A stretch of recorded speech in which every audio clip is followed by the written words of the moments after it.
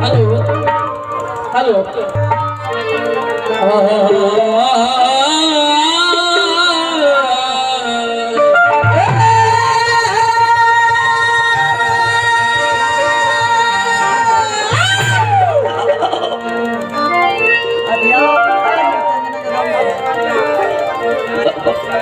अरे दाना ऊपर चढ़ के दाना राहुल ऊपर दो जल्दी अरे चढ़ाओ इनो वाह एगो कविता बा। हाँ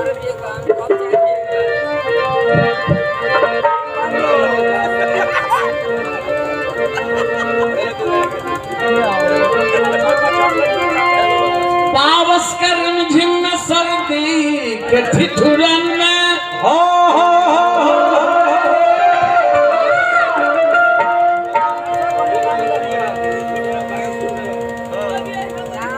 हालात ठीक है।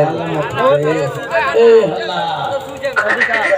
हेलो चंदे के बाबू है माइक पढ़ते पे कने पढ़ाओ ए वो डर जाता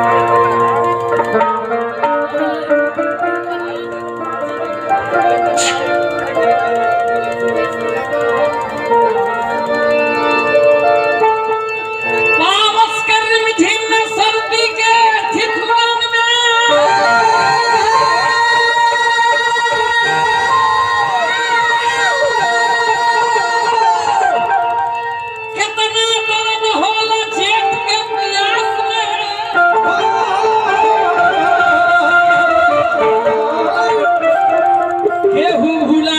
केहू के याद रहल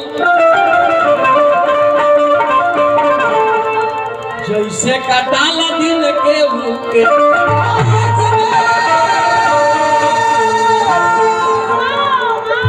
हमारा कविता पर ध्यान दो। वाह देखे के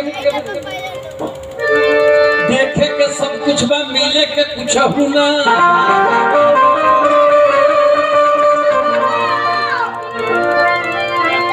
देखे के सब कुछ बा मिले के कुछ हुना जैसे जुआरी के हाथ होला ताश में ऐसे तो निक बा जवानी में मर गई काल संवराई रहे तो दिवल के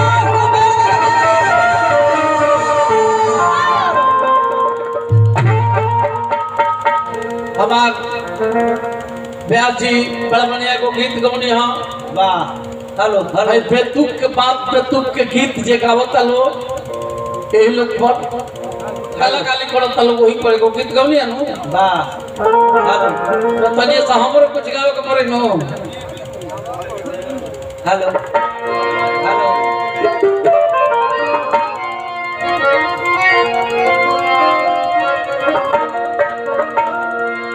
जितना नायका के निहार वाले हमारा के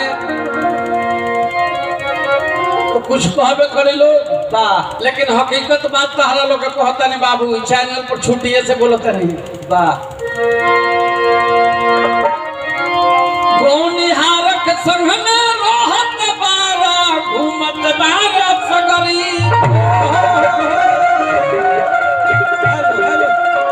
लेकिन चार मुठा तो खाल कभी हला बाप दबा के पकड़ी वाह वाह सारी नगरी तू होला और मचा दी हला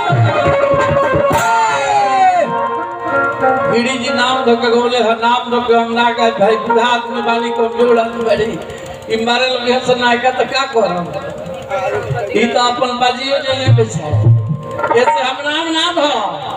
किनका के कहत नहीं उ जान जे जे हमरा के कहले बड़े स्पष्ट बुझा जाए। वाह वाह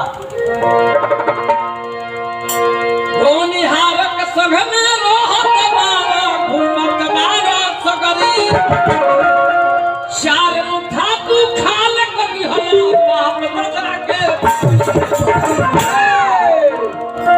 सारी नगरी तू हो मचा बहुत हर हल चल बा अरे मचा दी हला अपन अपने जतिया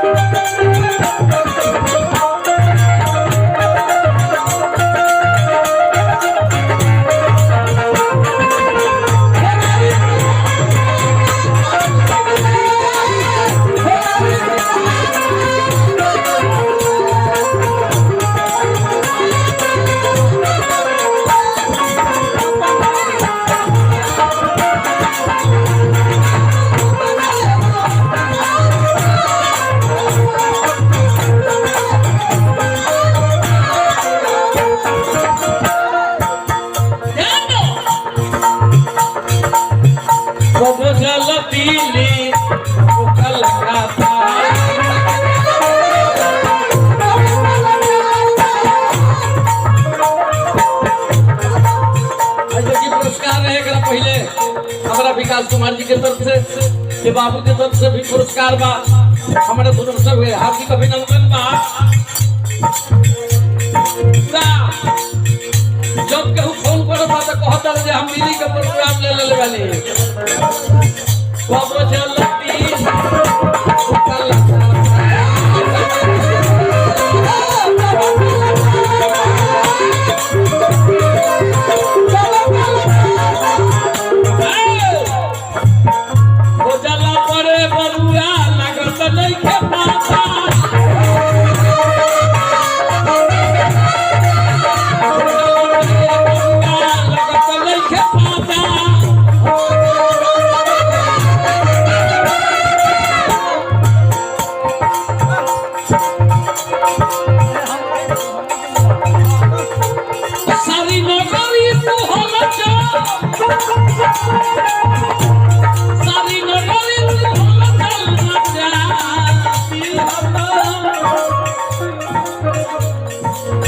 लाइव इंटर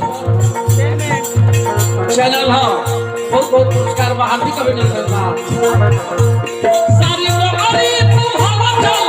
मचा दी हो